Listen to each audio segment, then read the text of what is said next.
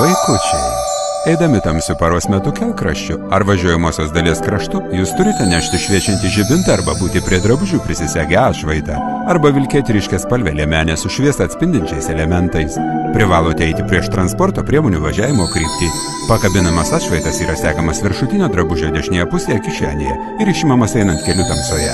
Kai nereikia, jį kuo puikiausiai galima laikyti kišenėje. Atšvaitas geriausiai apšviečiamas, kai švytuoja žmogaus kelio aukštyje. Atšvaitas taip pat gali būti prisegtas prie kuprinės, rankinės ar kito krepšelio.